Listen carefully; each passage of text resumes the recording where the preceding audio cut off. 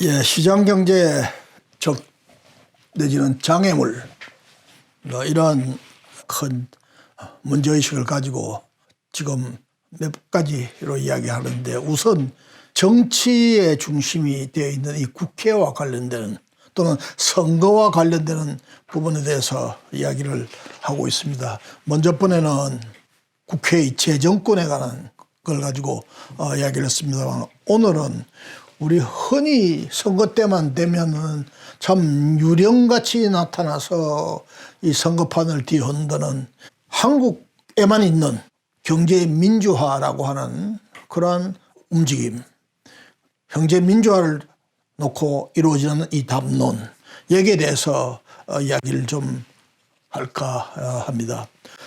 경제 민주화라는 용어가 1987년 전두환 대통령 말기에 이제 국민의 직접 선거로서 대통령을 뽑는 그런 헌법 개정을 하면서 경제조항의 119조, 헌법제 119조 2항에 경제민주화라고 하는 용어가 들어갔습니다.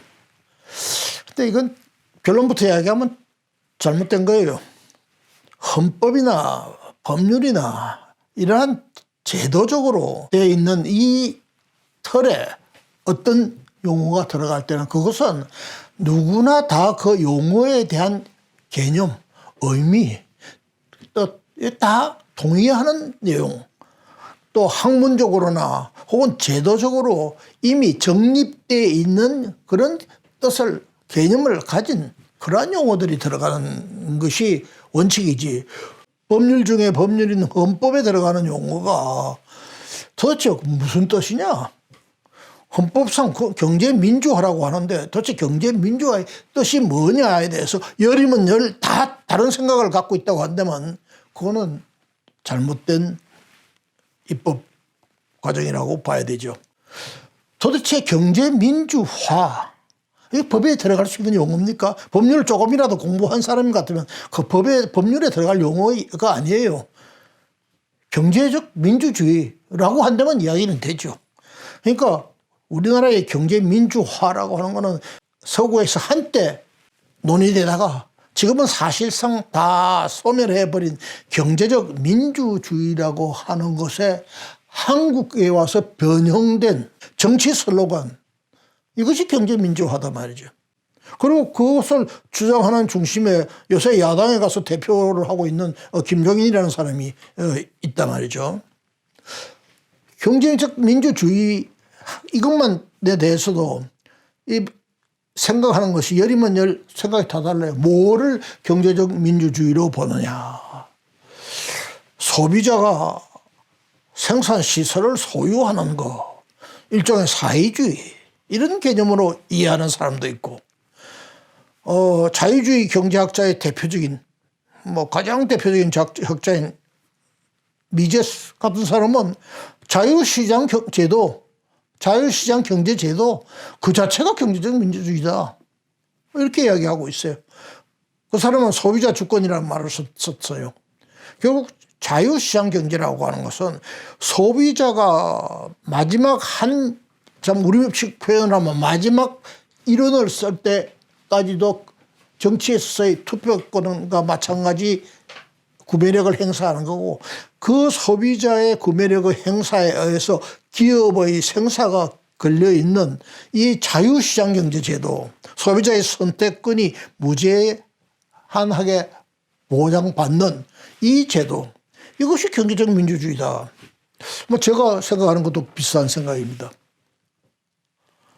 또는 흔히 이 주식회사에 있어서 주주가 회사를 좌지우지하는 게 아니라 주주 플러스 거기에 더해서 이해 당사자, 소비자, 근로자, 또 그 기업에 돈을 대준 금융당국, 금융회사, 이런 이해 당사자, 즉 스테이크홀더스의 이해가 종합적으로 반영되는 상태가 경제적 민주주의다. 이렇게 이해하고 있는 사람도 있습니다.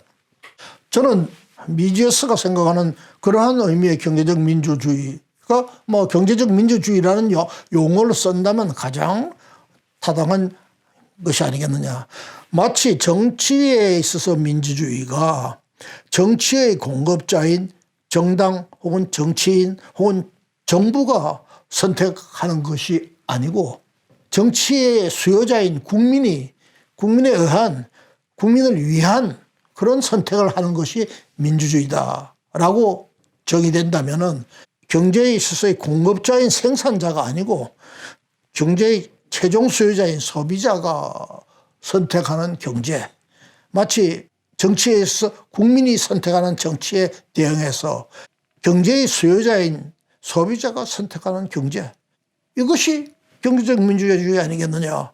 그것이 바로 시장 경제의 본질적 요소단 말이죠. 그런 의미에서 저는 그러한 주장을 평소에 하고 있는데, 우선 용어 자체가 아무도 개념 규정을 권위 있게 할 수 없는 용어가 우리 헌법에 들어가 있단 말이죠. 그 119조 2항으로 들어가 있는데 우선 입법 과정에서 보면 논란이 많았어요.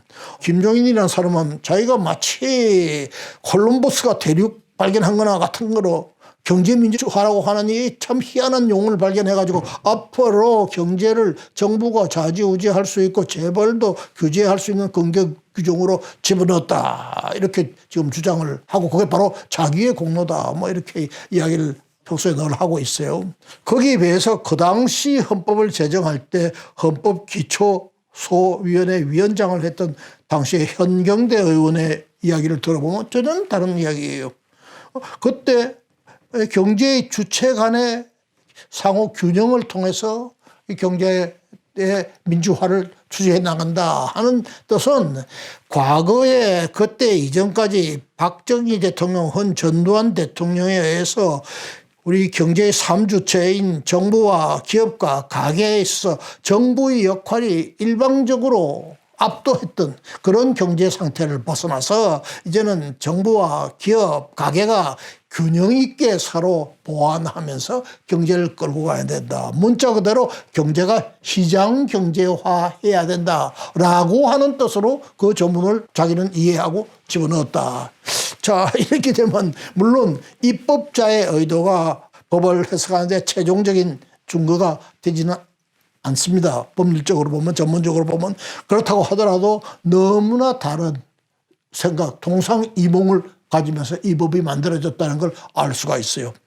그런데 특히 이 김종인이라는 사람은 말이죠.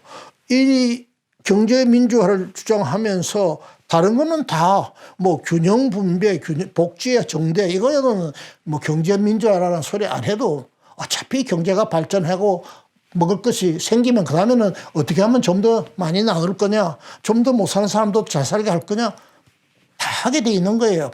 유일한 특징은 뭐냐? 재벌이 너무 강해졌다. 재벌의 권한, 경제 권한이 정부 또는 국가가 가지고 있는 정치적인 권력보다도 더 우위에 갈 가능성이 있기 때문에 이걸 갖다가 헌법 규정에 이것을 집어넣어서 규제할 수 있는 근거를 만들어 놔야 된다라고 전두환 대통령을 설득해서 이 규정을 넣었다라고 주장을 하고 있단 말이죠. 잘못된 거죠. 왜? 이 정부가 가지고 있는 권한, 이거는 국가가 법률로서 국가의 통치기구에 부여한 권한이에요. 그런데 기업이 가지고 있는 권한은 그것이 설사 돈의 위력이 아무리 크다고 한들 그 돈의 최종적인 권한의 부여를 해준 주체는 국가가 아니고 누구겠습니까? 아까 미제스가 이야기한 대로 소비자예요. 소비자가 그 기업이 만드는 제품이나 서비스를 수요해 줌으로써 거기서 돈이 벌리고 돈이 생기고 그리고 거기서 경제력이 생기는 거예요. 어느 날 하루아침에 소비자들의 선택의 대상이 안 될 때는 그거는 하루아침에 소멸돼 버립니다. 어떤 법적 근거도 없는 권한이에요. 그 권한과 국가의 통치구가 가진 권한을 갖다가 어느 것이 더 크냐. 뭐 경제인들이 기업이 가지고 있는 권한이 압도한다. 국가의 권력을 압도한다라고 하는 발상. 이거 완전히 정치적인 접근 방법이죠. 있을 수가 없는 얘기를. 국가가 정당하게 법을 행사해서 예를 들어서 경제인들이나 기업인들이 범법 행위가 있으면 그 법대로 처벌하면 되잖아요. 지금 이재용 삼성전자 부회장 실질적 회장이죠. 지금 감옥소에 들어가 있지 않습니까? 몇십억 옛날에 박근혜 대통령 때 뭐 정유라 말 사는데 도와줬다든가 뭐 등등 해서 지금 들어가 있단 말이에요. 범법하면 처벌하면 되는 거고.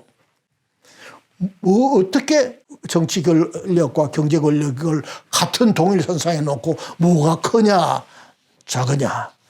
그래서 재벌은 더 커져서는 안 된다. 라고 해서 재벌을 견제하기 위한 수단으로서 그래서 선거 때만 되면 어김없이 나오는 이 슬로건이 이 경제 민주화고 이 경제 민주화라고 하는 참 말도 안 되는 이 정치 슬로건을 들고 김종인이라는 사람은 한 번은 더불어민주당에 갔다가 지금은 또 국민의힘당 흔히 말하는 우익정당에 와가지고 앞으로 다음 선거 때면 또 그것도 팔아먹을 거예요.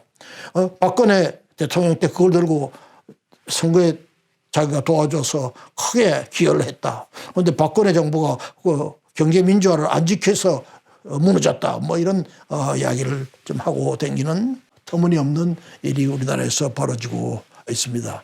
우리가 조금 논리적으로 정리한다면은 헌법상의 119조 2항의 이 경제 민주화 조항은 그 앞에 있는 119조 1항 대한민국의 경제는 개인과 기업의 자유와 창의에 대한 존중을 기본으로 한다. 즉 자유시장 경제, 자유기업주의를 천명한 거예요. 그것을 갖다 이항해서 보완하는 데 불과한 겁니다. 헌법에서 규정이 있다고 해가지고 다 똑같은 규정이 아니에요. 같은 규정 내에서도 1항과 2항은 1항이 선행 규정이고 2항이 이것을 보완하는 규정이단 말이죠. 2항의 규정은 절대로 1항의 규정을 위배해서 그 범위를 초과해서 할 수가 없는 겁니다. 그렇게 해석을 하는 게 맞습니다. 두 번째는 우리나라 기본권에 관한 조항, 헌법 제10조부터 시작하는 우리나라 기본권에 관한 조항들을 쭉 들여다보면 이미 충분히 자유시장 경제와 자유기업주의에 대한 규정들이 다 들어있어요.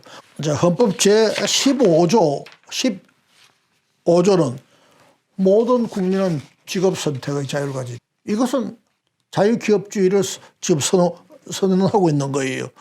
또 국민이 어떤 직업이든지 자유를 서로 계약에 의해서 선택할 수 있다. 23조 모든 국민의 재산권은 보장된다. 재산권에 대한 보장 물론 법률로 규제할 수 있습니다. 그러나 어떤 경우에도 그 권리의 본질을 침해할 수 없다고 하는 대전제가 깔려 있단 말이죠. 이런 규정을 쭉 볼 것 같으면 우리나라의 헌법은 이미 충분히 자유시장 경제를 천명하고 있기 때문에 과연 우리 헌법 119조 2항의 경제에 관한 조항이 필요하냐 하는 근본적인 문제가 제기될 뿐더러 더 좁혀서 생각하면 119조의 2항 경제민주화 조항은 정말 아무 의미가 없는 조항인데 이 정책적 슬로건으로 들어가 가지고 계속 선거 때만 되면 이 문제를 들고 나와 가지고 그리고 재벌을 혹은 기업을 규제하는 그러한 수단으로서 동원되고 여당만 그렇게 하는 게 아니라 야당도 또 그렇게 해야 국민들이 기업을 갖다 억제하는 것에 대해서 어떤 희열을 느끼게끔 만들고 그래서 한국의 경제는 점점 자유기업주의에서 멀어지고 그래서 다른 나라에서는 전부 어떻게 하면 자국 기업들을 보호해서 국제 경쟁에 나가서 이기게 할 거냐 하는데 온 힘을 쏟고 있을 때 우리나라에서는 지금 계속 기업을 견제하고 규제하고 억제하는 법들을 만들어내고 있는 그러한 현상이 지금 생기고 있는 것이다 이렇게 생각을 합니다. 제가 이 문제에 대해서는 오래전에 박근혜 대통령이 당선되던 그때 이 문제를 총합 정리해가지고 국가경영전략연구원 세미나에 가서 기조 발표를 하고 그 당시 우리 경제 정치에 영향을 미치는 여러 사람들하고 토론을 했는데 그때 했던 내용을 정해서 볼 것 같으면은 우리나라 국민들이 일반적으로 생각하는 경제 민주화라고 하는 것은 대개 이 경제에 있어서 의사결정에서 공공성이 좀 더 정대돼야 된다. 다시 말하면 그것이 정부가 됐건 혹은 기업이 됐건 너무 사익을 추구하는 혹은 자기의 기관의 이익을 추구하는 그러한 형태에서부터 국민 전체의 뜻에 맞는 국민 전체의 이익을 대변하는 그러한 결정이 이루어져야 된다 하는 것에 대한 국민의 희망사항, 욕구가 첫째가 아닌가 이렇게 생각이 되고, 두 번째는 균형 성장, 균형 분배에 대한 강한 요구다 이렇게 이해되어집니다. 그런데 사실상 우리가 자유시장 경제를 하면서 과연 이 양극화라는 개념을 없이 하고 균형적 성장이라고 하는 것이 가능한 건가? 또 균형적 분배라고 하는 것이 과연 무엇을 의미하느냐? 기계적으로 사후적으로 그냥 평등하게 나눠 먹는 걸 이야기하느냐? 그건 사회주의죠. 그게 아니고 분배를 하되 분배의 공평을 기하되 어떻게 하면 자유시장 경제의 기본 질서가 깨지지 않는 범위 내에서 균형적 분배에 가깝도록 분배를 해나갈 것이냐. 이건 고도의 사회정책과 경제정책의 조화를 이루어야 해야 되는 그러한 영역이 아닌가 이렇게 생각이 됩니다. 그래서 정부가 머리를 짜내가지고 경제도 발전하면서 성장도 잘하면서 또 그 성장의 그늘에서 발생하는 미처 거기에 참여하지 못하는 낙후자들에 대해서는 정부가 사회정책적 배려에서 후생적 관점에서 일자리도 마련해 주고 또 일자리를 마련해 줘도 일을 할 수 없는 사람에 대해서는 기초생활비를 줘서 최소한의 먹고 살도록 해주고 하는 이러한 일련의 분배 정책이 또는 복지 정책이 정교하게 이렇게 이제 마련돼 들어가야 되는 거다 말이죠. 그리고 실제로 그렇게 다 하고 있어요. 그걸 어느 날 하루아침에 이제부터는 다 분배만 하자 해서 똑같이 나눠 먹자. 이렇게 한다면 우리나라가 사회주의 국가가 되는 거지 이 자유시장 경제라고 볼 수가 없죠.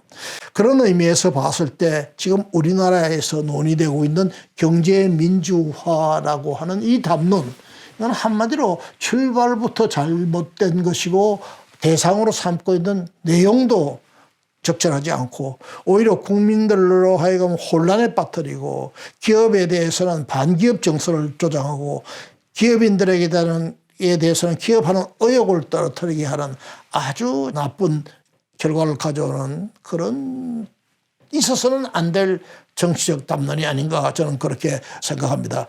그런 의미에서 제가 이때까지 쭉 다른 걸 이야기하면서 이야기했던 것과 같이 시장이 우선되고 정부가 보완하는 그러한 경제정책의 일관성, 정부 능력의 한계의 범위 내에서 시장과 조화될 수 있는 분배 복지 정책의 추구, 정부가 규제를 하더라도 최소화하고 규제 비용과 규제로 얻는 효과를 항상 비교 교량해 나가면서 정부의 규제 제도를 창설해 나가는 그러한 접근, 그리고 최근에 제가 여러 번 걸쳐서 말씀드린 기업과 관련되는 제도를 정비해서 우리나라 기업들이 그 기업가 정신에 입각해서 정부의 규제가 최소화되는 상태에서 정부의 역할과 기업의 역할이 상호 교류되면서 기업과 형국가로 발전나가는 거, 이러한 형태의 국가가 될 때 자연스럽게 경제민주화가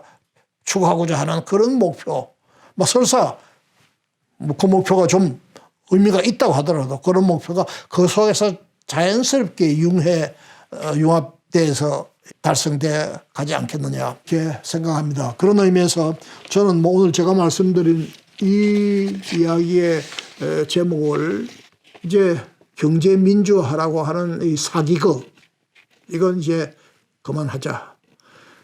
경제민주화라는 사기극 이제 그만. 이러한 제목을 붙이고 싶습니다. 여러분 경청해 주셔서 감사합니다.